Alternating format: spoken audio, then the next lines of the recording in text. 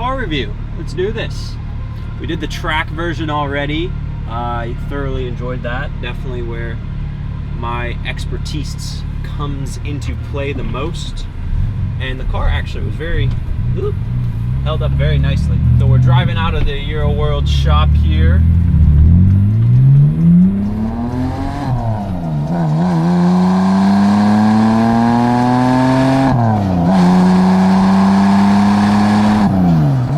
So right off the bat, the first thing I'm feeling is I can feel a lot of the bumps on the road.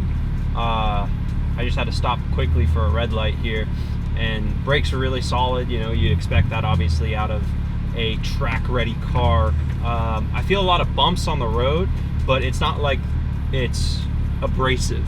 And so when I'm going over, like I went over a bridge there a second ago, and it's just a nice smooth platform. Like you feel connected to the road, but you're not feeling like you're getting beat up with it. So the Bilstein suspension that is kind of the street track, like we talked about at the last video, holds up really nicely on the road. It's a little torquey pulling out, and maybe it's just, you know, I'm not used to driving this car slow, and the car, you can feel that it still wants to go fast. And so pulling away from a stop, I'm being a little jerky with it. You can kind of see my head moving back and forth.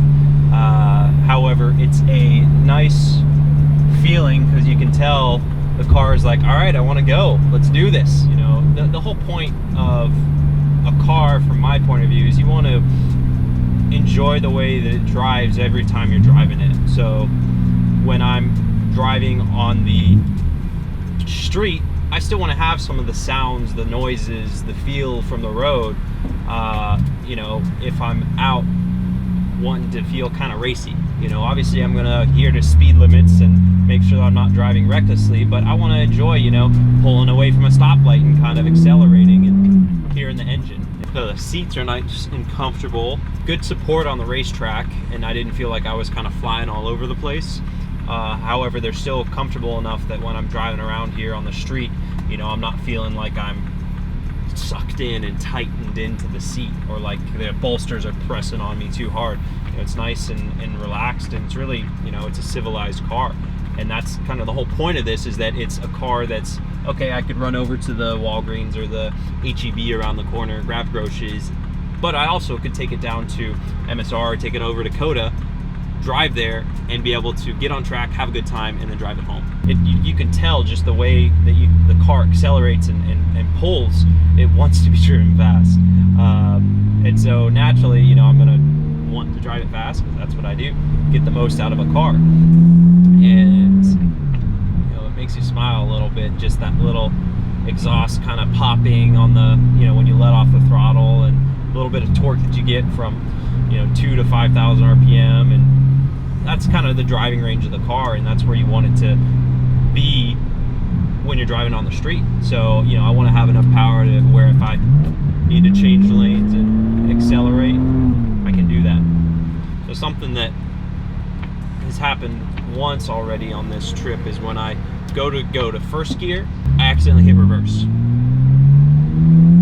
Not the greatest thing when you're, you know, at a stoplight and wanting to pull out quickly and not paying attention, which occasionally happens. So that's the one thing on the short throw that has been kind of funky so far. Everything else is great. I love how easy it is to get it into gear. Love the location of everything. It's all nice and close together. But it's easy to get into reverse, almost too easy. I'm able to still kind of do the stuff that I would do on the track, the heel toe downshift that I enjoy, and it's just like, that feels so nice.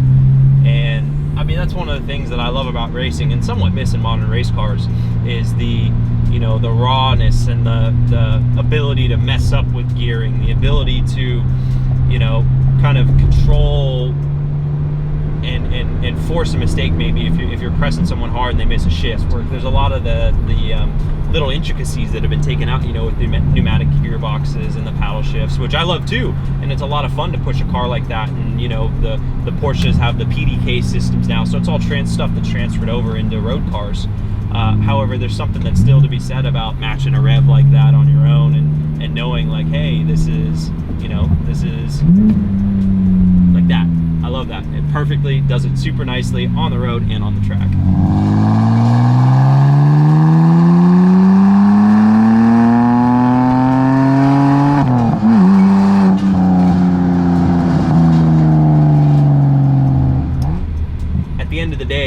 driving is going to be done on the street in this car.